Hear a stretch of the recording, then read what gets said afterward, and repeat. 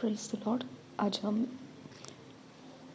प्रभु यीशु मसीह का देह और प्रभु यीशु मसीह का लहू, क्रूस का बलिदान, हम इसके विषय में आज देखेंगे। क्योंकि कल मैंने आपको बताया था कि कुछ भी स्टार्ट करने से पहले अगर आपको ये सीक्रेट नहीं मालूम है, ओके, कि हम मसीही क्यों हैं, ओके, अगर ये सीक्रेट आपको नहीं मालूम है तो आप इसके बारे में मसीही जीवन का सच्चा लाइफ नहीं जी पाएंगे।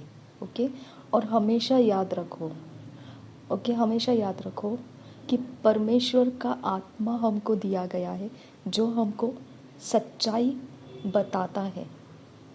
ओके, परमेश्वर के आत्मा के अलावा आप कुछ भी समझ नहीं सकते।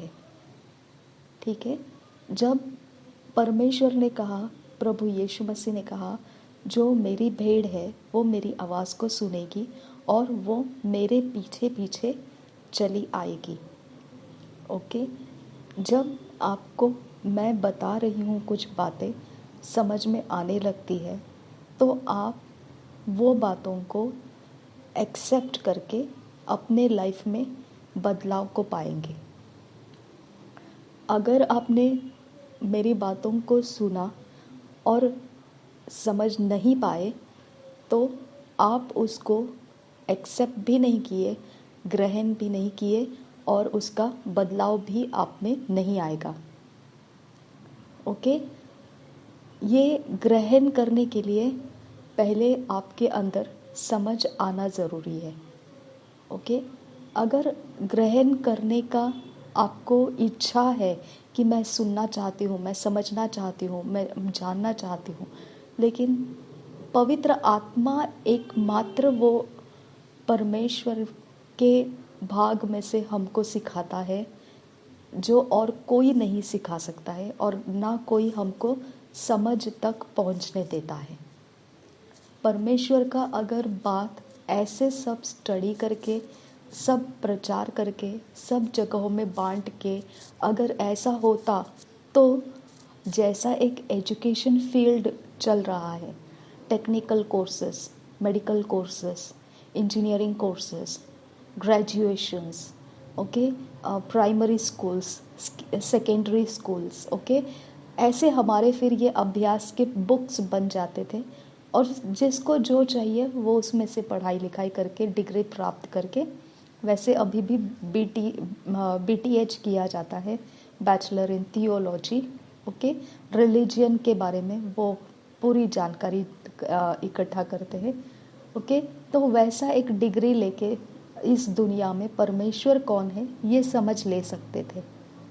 ओके, परमेश्वर वो नहीं है जो डिग्री में सिखाया जाता है, जो पढ़ाई लिखाई में सिखाया जाता है या कहीं आप किसी से सुनते हो। परमेश्वर उसमें नहीं है। ओके, परमेश्वर उसके अंदर नहीं है। परमेश्वर किसके किसके अंदर आपको प्राप्त होता है मालूम है? जब परमेश्वर का आत्मा आपको समझ देने लगता है, उसके अंदर से फिर आप परमेश्वर को प्राप्त करने लगते हैं, उसके अंदर आपको परमेश्वर मिलता है। ओके, आपको कांटेक्ट पॉइंट में लाने का काम, आपके समझ को समझ देने का काम पवित्र आत्मा करता है। समझ में आया? मैं एक वचन उसके लिए पढ़ना चाहूँगी, क्योंकि ध्यान रखो, मैं ये एरिया, ये सेशन जो चराई का हम चल रहे हैं, मैंने जो गवाही आपको बता दी कि क्या कर रहा है परमेश्वर, ठीक है, तो इसके अंदर हम भेड़ को चरा रहे हैं, अजनबियों को नहीं। ओके, इसके लिए जब हम भेड़ है कैसे पता चलेंगे? जब मैं बोलूं और परमेश्वर का आत्मा मेरी बोली हुई बात को आपके समझ में आने दे। ओके, सिर्फ तभी, ओके, तभी जाके आप उस चराई का आपके लिए फ़ायदा उठा सकते हैं। ठीक है, तो इसके अंदर से अगर परमेश्वर का वचन मैं बोलूं तो आपको वो वचन को लेना ज़रूरी है, क्योंकि प्रभु यीशु मसीह मार्ग, सत्य, जीवन है। ओके, जिस चराई रास्ता हम चल रहे हैं वो रास्ता हमारा अपनी फिलॉसफी का नहीं है। ओके, अपने कोई तर्क वितर्क का रास्ता नहीं है। ओके, अपने अनुभवों का रास्ता नहीं है। उसकी फाउंडेशन है पवित्र वचन। जब वो फाउंडेशन को हम सामना करते हैं, पवित्र आत्मा उस फाउंडेशन को पकड़ता है और हमारी समझ में वो बनाए रखता है। आमीन।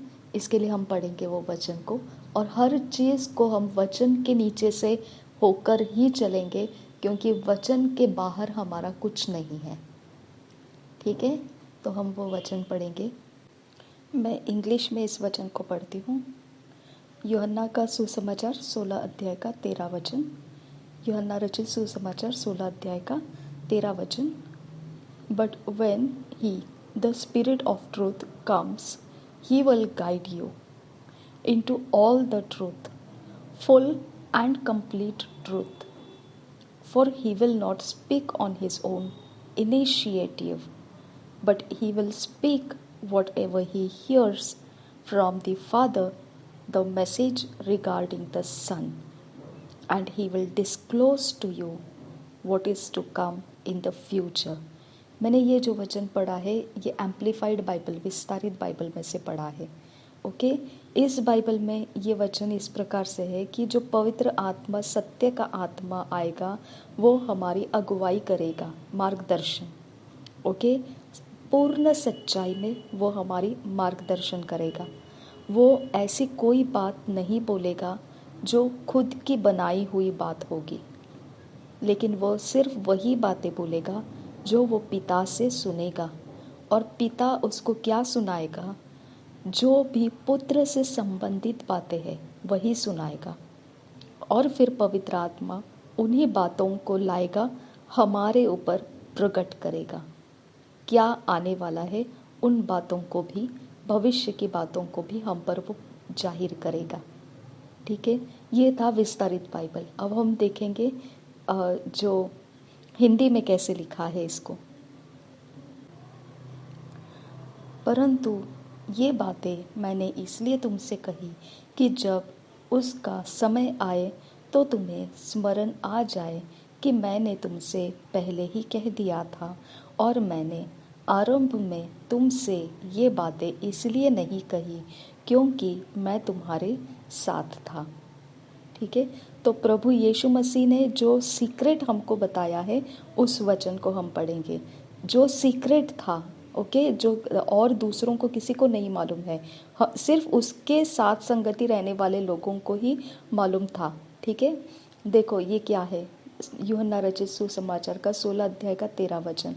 परंतु जब वह अर्थात सत्य का आत्मा आएगा तो तुम्हें सब सत्य का मार्ग बताएगा। ओके, तो खासियत है पवित्र आत्मा की, विशेषता है पवित्र आत्मा की। ओके, वो अपनी मनगढ़ंत बात नहीं बताएगा।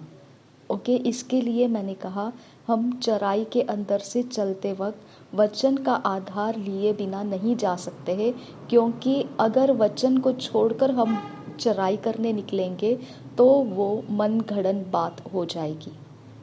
ओके, तो इसके लिए मैंने आपको बताया कि जब वह अर्थात सत्य का आत्मा आएगा, सिर्फ वो एकमात्र जिम्मेदार है हमको सत्य के मार्ग बताने के लिए। सिर्फ एकमात्र सत्य का आत्मा जिम्मेदार है हमारी समझ में सत्य क्या है ये समझ में आने देने का।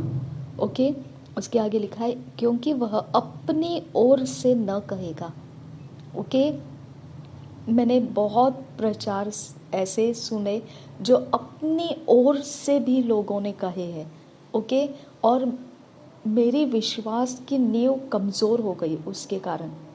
ओके, और ये एक तरीका हो जाता है कि हमको लगता है कि हम इस प्रकार से लोगों के सामने बात को रखेंगे तो वो ज़्यादा प्रभावशाली बन जाएगी, वो ज़्यादा असरदार बन जाएगी और उसका बहुत अच्छा कुछ तो बन जाएगा।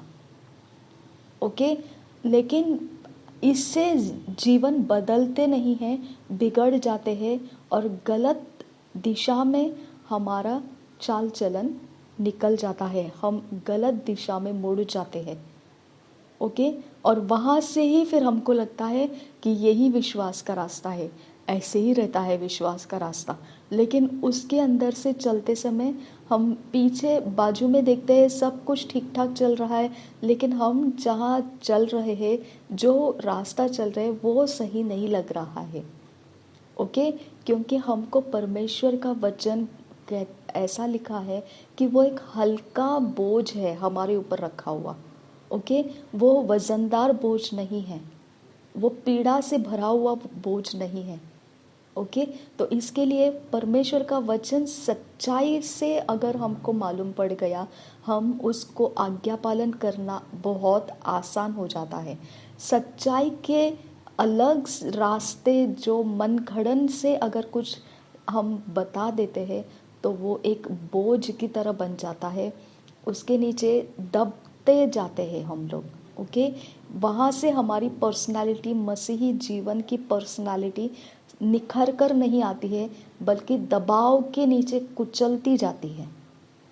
ओके। तो इसके लिए आप वो ध्यान रखना है, हमको सच्चाई मालूम पड़ने से हम सच्चाई का आज्ञा पालन कर सकते हैं। अगर सच्चाई मालूम नहीं है, लेकिन मन घड़न बात को सुन लिया, पसंद आया और उसी को अंदर रख के हम चलने लगेंगे, तो वो बोझ बन जाएगा। इसके लिए हमको जो चाहिए वो कंप्लीट परमेश्वर का आत्मा मार्गदर्शन करने की ज़रूरत है। ओके। उसने वचन में ऐसे और आगे लिखा है, परंतु जो कुछ सुनेगा वही कहेगा और आने वाली बातें तुम्हें बताएगा। मैं आपको बता देती हूँ। ओके। कुछ भी परमेश्वर के आत्मा के बगैर नहीं हो सकता है, कुछ भी नहीं हो सकता है। देखो, वो जब आता है तो क्या होता है, देखो यहाँ पे ऐसा लिखा है, जब वो आता है तो 14 वचन में, वह मेरी महिमा करेगा। ओके। वह मेरी महिमा करेगा। आप समझो कि परमेश्वर का आत्मा हमारी समझ में जब समझ आने देता है कि क्या कहा जा रहा है वचन के अंदर से। ओके। वहाँ जब आप आज्ञा पालन करने लगते हैं, तो किसको महिमा मिलता है? परमेश्वर प्रभु यीशु मसीह की महिमा होती है उसमें। ओके। और देखो, क्योंकि वह मेरी बातों में से लेकर तुम्हें बताएगा। ओके। तो अगर हमने क्रूस के बलिदान को समझा नहीं, तो हमारा मसीही जीवन ही समझ में नहीं आता है हमको। समझ में आया? तो चराई के अंदर से होकर चलना है आपको, तो आपके जड़ पहले क्रूस का बलिदान है, तभी आपको चराई मिलेगी। अगर क्रूस का बलिदान आपकी जड़ नहीं है, तो चराई आपकी हो नहीं सकती है। समझ में आया? तो इसके लिए आपको जड़ में पहले प्रभु यीशु मसीह का बलिदान क्यों हुआ, क्या कारण था, हमको ये समझने की ज़रूरत है।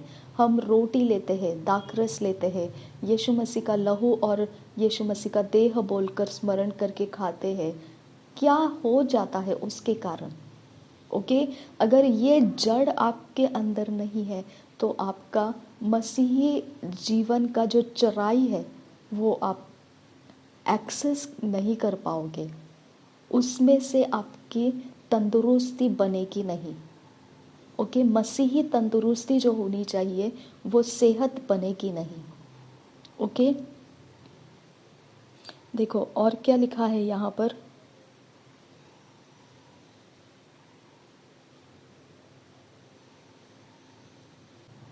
हम क्रूस के बलिदान को जब सुनते हैं, ओके, तो एक प्रैक्टिकल अनुभव हम समझ सकते हैं कि क्रूस के बलिदान के वक्त में यीशु मसीह को जन्म देने वाली मरियम वहाँ थी। उसके चेले जो उसके संगति में खाए पिए, उठे बैठे, चले फिरे, उससे प्यार किया, उससे लगाव रखा, वो लोग जो उसके पीछे पीछे चलकर उस पर भरोसा कर रहे, वो सब को हॉर्ट फीलिंग्स आ गया होगा। ओके। क्योंकि वो एक तमाशा जैसा हो गया है, यीशु मसीह का क्रूस पे चढ़ना, ओके, और वो बेहाल होता हुआ देखना, उनका हृदय को कितना कचोटता होगा, कितना दर्द सहन नहीं कर पाएंगे, ऐसा उनको रुलाता होगा वो सारा घटना, है ना। तो इसके लिए यहाँ पे देखो कैसा वचन लिखा है कि जब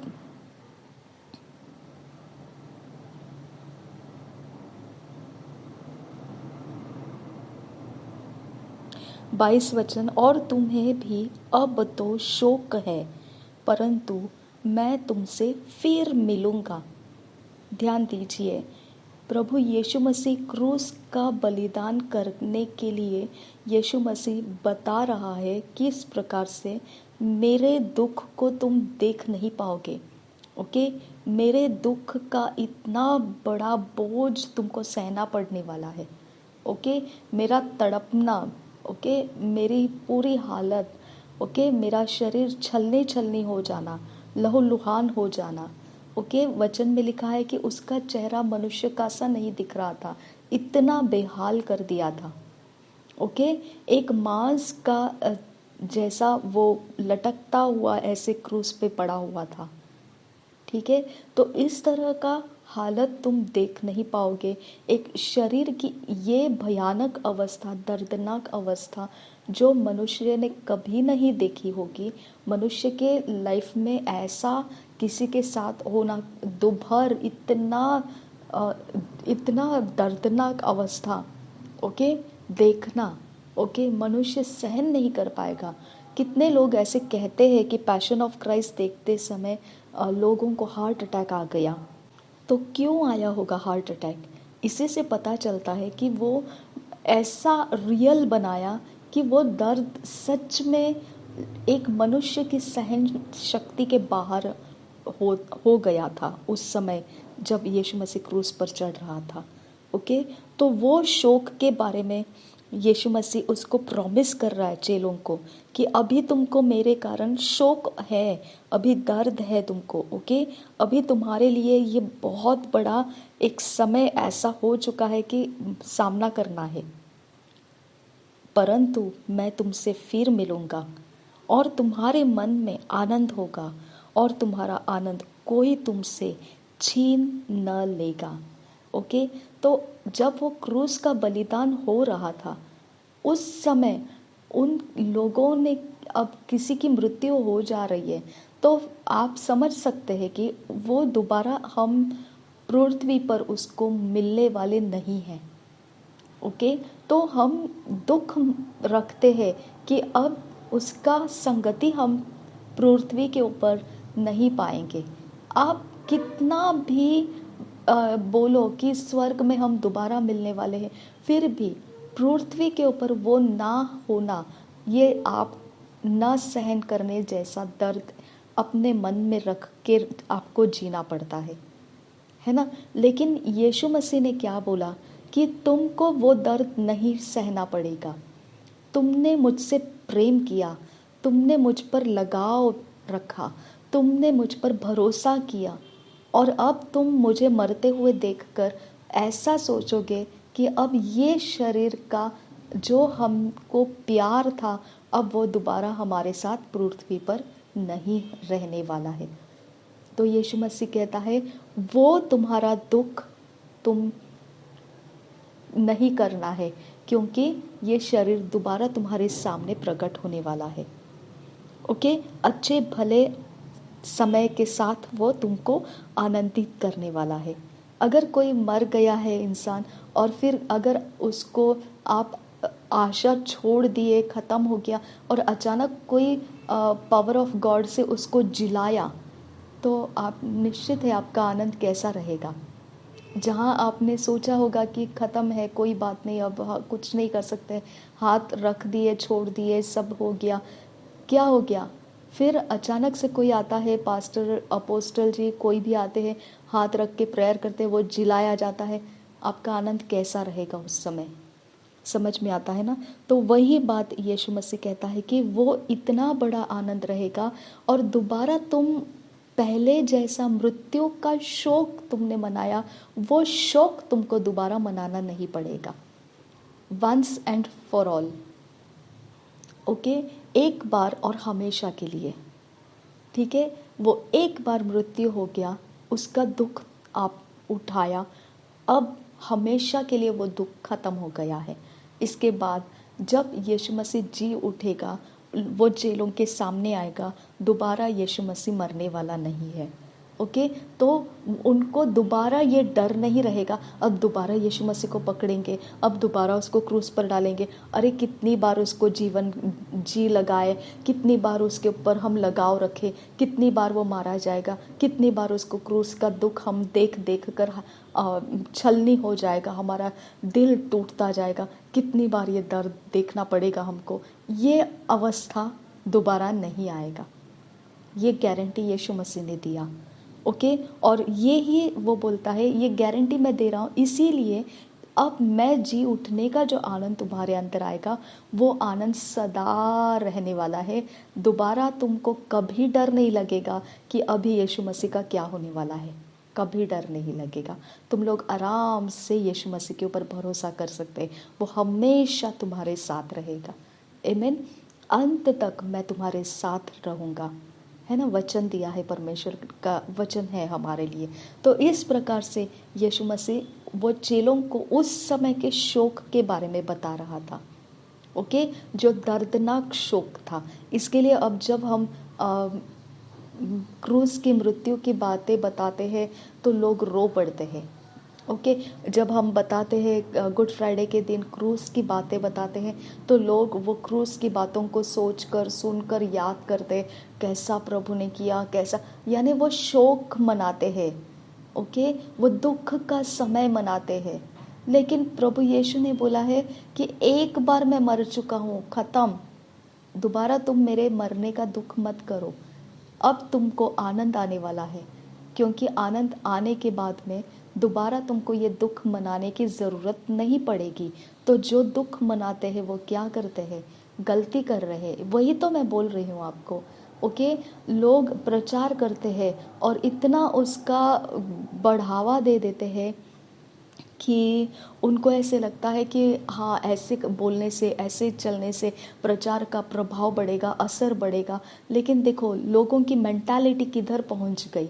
गुड फ्राइडे बोलेंगे तो वो ऐसे मातम मनाने जैसा मुंह करके बैठ जाते हैं, आराम से ऐसे शांत हो जाते हैं, जैसे सच में कोई तो मर गया है। दुख शोक क्या असर आया उनके लाइफ में, उनका मार्ग कहाँ निकल गया। शोक मनाना चाहिए गुड फ्राइडे के वक्त में, ये उनके माइंड में सेट हो गया।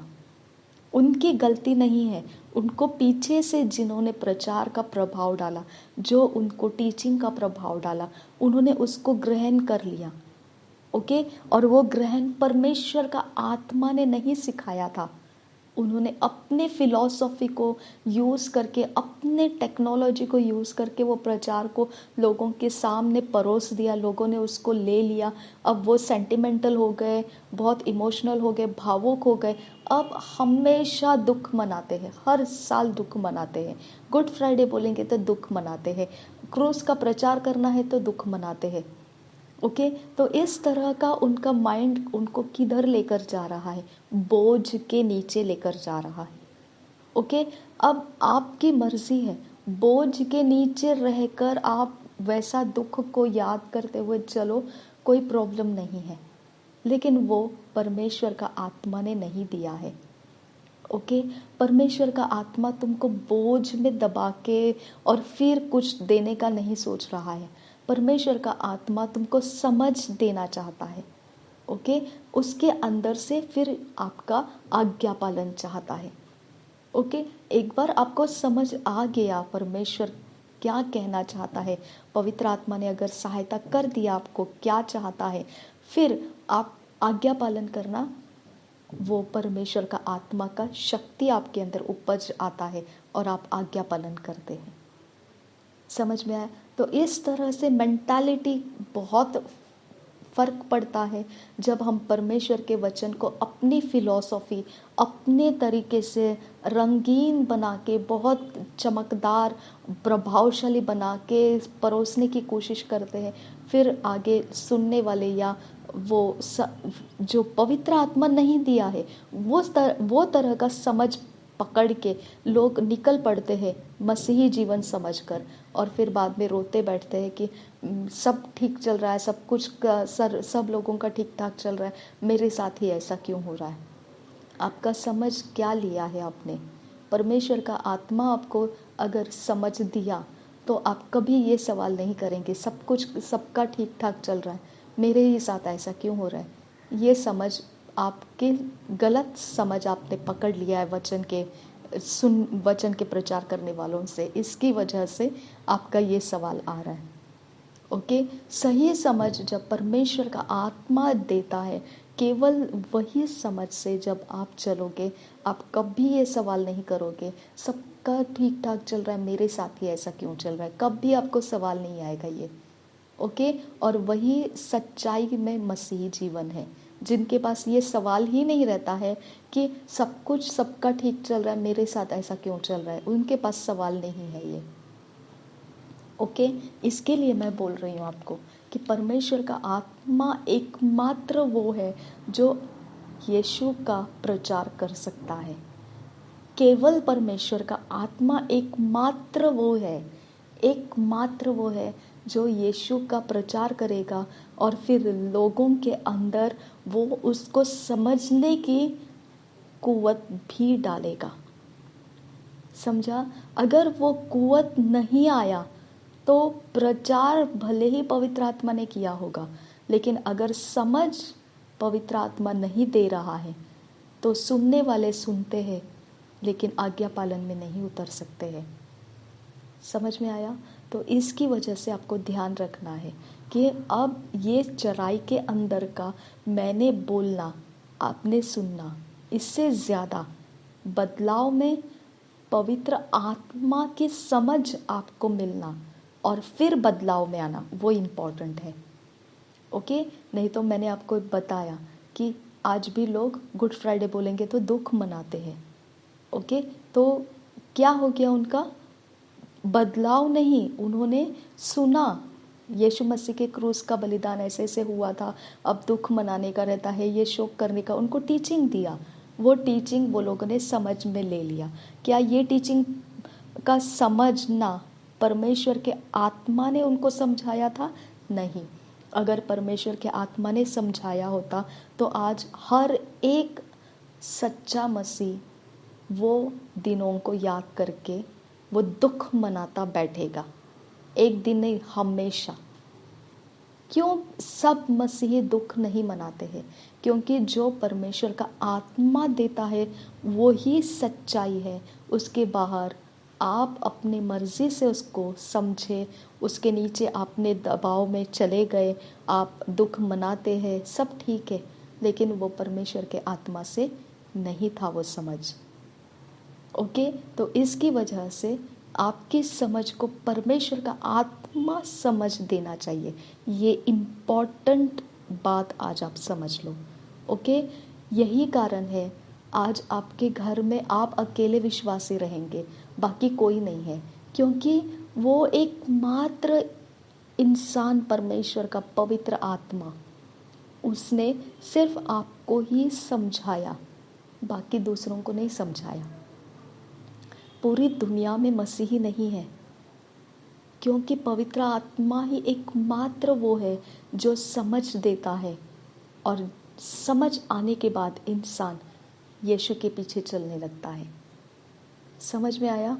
तो पूरी दुनिया में आपको क्रिश्चियन कहने वाले लोग मिल सकते हैं, मसीही सिर्फ वही है जिसको पवित्र आत्मा समझ देता है और फिर वो आज्ञा पालन करता है।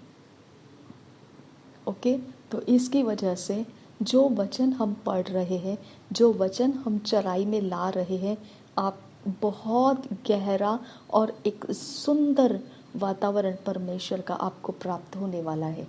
आमीन। क्योंकि मेरा बोलना, ओके, और आपको पवित्र आत्मा ने समझ देना, समझ में आया? आपका पवित्र आत्मा ने समझ देना, ये इम्पॉर्टेंट है। मेरा बोलना तो मैं ठीक है, मैंने पूरा किया, छोड़ दिया, बंद किया, बस अपने अपनी जगह चले जाते हैं हम लोग, लेकिन परमेश्वर का आत्मा अगर आप लोगों के समझ में डालेगा ये ऐसा ऐसा ऐसा है, फिर आपका बदलाव वो सच्चाई में बदलाव रहेगा। ओके, तो इसके लिए मैंने बोला मैं मन गढ़ंत बातों को बोलना नहीं चाहती हूँ। ओके, मैं अपनी फिलॉसफी, अपनी तकनीकी यूज़ करके तर्क वितर्क को ला के मैं नहीं बताना चाहती हूँ। जो वचन है मैं उसी को आगे लाना चाहती हूँ, ताकि वो वचन और परमेश्वर का आत्मा और आपकी समझ कांटेक्ट पॉइंट बन जाए। आमीन। तो यहाँ देखो वचन में कैसा लिखा है, 21 वचन में, क्यों हमने गुड फ्राइडे को एक दुख का सीजन नहीं मानना है? क्यों नहीं मानना है? देखो, जब स्त्री जनने लगती है तो उसको शोक होता है, हाँ, क्योंकि उसके दुख की घड़ी आ पहुंची। अब मुझे बताओ, जब यीशु मसीह क्रूस पर जा रहा था, खून के बूंद के आंसू टपके हैं, पसीना टपका है। ओके, वो इतना हताश और इतना ज़्यादा डिप्रेस्ड, सप्रेस्ड हो चुका था कि वो बोल रहा था कि मेरे लिए 1 घंटा भी तुम लोग प्रार्थना नहीं कर सके, जाग नहीं सके। ओके, तो आप समझ सकते हैं कि वो इतनी दुख की भरी हुई घटना घड़ी थी वो। ओके, अब मुझे बताओ, क्या हर साल गुड फ्राइडे के दिन आने के वक्त में क्या यीशु मसीह दोबारा वो रास्ता चलता है? नहीं। ओके, अब अगर मैंने जन्म ले लिया मेरे मम्मी के पेट में से, क्या मेरा हर साल जन्मदिन मनाते वक्त क्या मम्मी वही दुख की पीड़ा को फिर सहने वाली है क्या? नहीं। ओके, क्या वो दोबारा 9 महीने मुझे कैरी करेगी, फिर 9 महीने के बाद मुझे दोबारा जन्म देने के लिए पीड़ा सहन करेगी? तो हम मसीह का दुख मनाने में इस तरह की गलती करते हैं। समझ में आया? वो एक बार हमने मम्मी के पेट से जन्म ले लिया, अब हर साल हम क्या करते हैं? एंजॉय करते हैं, बर्थडे पार्टीज मनाते हैं, क्या क्या हो सकता है वो सेलिब्रेशन करते हैं। हाँ, तो आप दुख का वो जो मम्मी ने आपको 9 महीने पेट में रखा, उस समय से लेकर कितना उसको बीमारी आया होगा, कितना उसको दुख हुआ होगा, कितना उसको पीड़ा सहन करना होगा। तो क्या आप भी उस बर्थडे आने के पहले इतने 9 महीने पीड़ा सहन करते हैं क्या? कि मेरा मम्मी ने कितना सहन किया होगा, ओ मैंने क्या किया, ओ मैंने ये किया, ओ मेरी मम्मी, ऐसे करते बैठते हैं क्या? नहीं। तो फिर यीशु को क्यों आप बार बार ऐसा करते हो? क्योंकि आपने पवित्र आत्मा से समझ नहीं लिया। ओके, आपने समझ तो लिया क्रूस का बलिदान, लेकिन पवित्र आत्मा ने आपको नहीं समझाया। हालेलुया। इसकी वजह से हमको समझना है, लेकिन हम मार्ग भटकने वाला नहीं बनना है। ओके, तो आपको यहाँ पे देखो क्या लिखा है, क्योंकि उसकी दुख की घड़ी आ पहुंची, परंतु जब वह बालक जन्म चुकी, खत्म। यीशु मसीह पुनरुत्थित हुआ, उसने क्या बोला? जब मैं तुमको दोबारा मिलूंगा, तुम्हारा आनंद कोई छीन नहीं सकेगा। हालेलुया। तो आपका आनंद तो छिन जाता है हर साल, आपका आनंद छिन जाता है। ओके, हर साल 40 दिन उपवास प्रार्थना, हाँ, ओ दुख मनाना है, दुख मनाना है, दुख मनाना है। क्या हो गया? अभी 1 हफ्ता बाकी है गुड फ्राइडे को, अभी ज़्यादा दुख मनाना है। क्या हो गया? अभी 2 दिन बाकी है गुड फ्राइडे को, अभी ज़्यादा ज़्यादा एकदम शांत रहना है, अभी एकदम ज़्यादा मनाना है दुख, बहुत ज़्यादा। क्या हो गया? अब गुड फ्राइडे आ गया, आज गुड फ्राइडे, अब ज़्यादा एकदम कुछ नहीं, आवाज़ नहीं करना, कुछ नहीं, एकदम शांत हो जाना। अब क्या हो गया? अब यीशु मसीह का मृत्यु हो गया था, फिर वो कब्र में था, उसको अभी बस कुछ नहीं बोलना, अभी एकदम चुप रहना। अब क्या हो गया? हाँ, अब ईस्टर आ गया। ओके, तो अब क्या करोगे? हाँ, अब एंजॉय करेंगे, अब सेलिब्रेशन करेंगे, अब नए ड्रेस पहनेंगे, अब हम हा हा हो सब कुछ करेंगे। हालेलुया। ओके, हाँ, तो फिर आपने ये दुख क्यों मनाया? ओके, जब यीशु मसीह ने बोला एक बार हो गया, मेरे चेलों ने मरियम ने मुझ पर जी जान छिड़क के मेरे पीछे पीछे दौड़ने वाले सारे लोगों ने सब ने दुख मना लिया, एक बार खत्म। बार बार उनको ये दुख नहीं मनाना है। अगर आप दुख मनाते हैं तो आपका आनंद छीन जाता है, वो छीन नहीं जाएगा, यीशु मसीह का प्रॉमिस है। और आप दुख मनाने से आप बताते हैं कि तुम्हारा आनंद छीन गया, ओके। और ईस्टर के दिन तुम्हारा आनंद दोबारा आ गया। ये कैसे है? अप एंड डाउन, वचन में नहीं है ये। समझ में आया? इसकी वजह से आपको ध्यान रखना है ये बात का, ओके। इसकी वजह से आपको ध्यान रखना है कि ये चीज़ें ऐसी बातें रहती है कि हमारे जीवन के अंदर परमेश्वर का वचन, माय डियर फ्रेंड, जब फाउंडेशन बनता है, मैं कहती हूँ आपको, सच में कहती हूँ, अगर आपको कभी मौका मिलेगा कुछ मांगने का तो आप परमेश्वर से यही मांगोगे, लॉर्ड और एक लाइफ दे ताकि मैं तेरे वचन को समझ सकूं। समझ में आया? क्योंकि ये लाइफ के मोमेंट्स इतने थोड़े हैं कि आप जितना वचन को समझना चाहोगे उतना कम ही पड़ता है। समझ में आया आपको? तो आपको कुछ भी रहे तो भी आप बोलेंगे, लॉर्ड और एक बार मौका दे तेरा वचन समझने के लिए, ओके। तो आपका ये हार्ट डिज़ायर बन जाएगा। दाऊद ने क्या किया? पूरा भजन संहिता भर दिया, आमीन। वो पूरे उसके बैटल्स के, इसके उसके सारी चीज़ें लिख के रखा है उसने। क्या हो गया? उसका मन पूरा परमेश्वर का वचन समझने में ही लग गया है।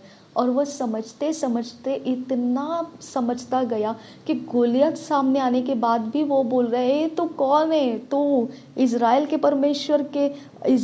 परमेश्वर को तू चुनौती दे रहा है, ललकार रहा है। ओके। तो इतना उसका देखो, असर देखो आप। समझ में आया आपको? ये राइट असर है, ये एग्जैक्ट प्रभाव है, ओके।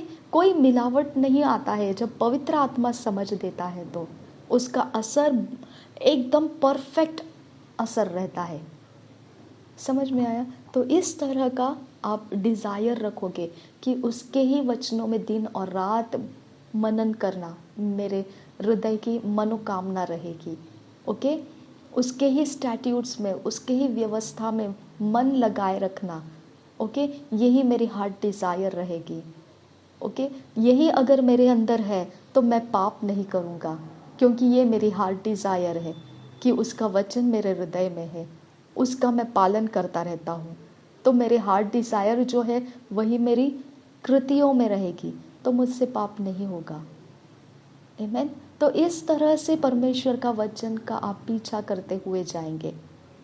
लेकिन अगर आपने वचन की ओर अपने आप को नहीं लाया तो आप बड़े बड़े प्रचार करो, फिलॉसफी है वो, ओके, तर्क वितर्क है, अंदाज लगाना है, ओके। उसके ऊपर आप अगर बिलीवर्स को स्टैंड करते हैं हम लोग, ओके, विश्वास जीवन को स्टैंड करते हैं, तो वो चलता तो है लेकिन दबाव के नीचे नीचे नीचे दबता दबता दबता दबता बोझ के नीचे दबता हुआ जाता है।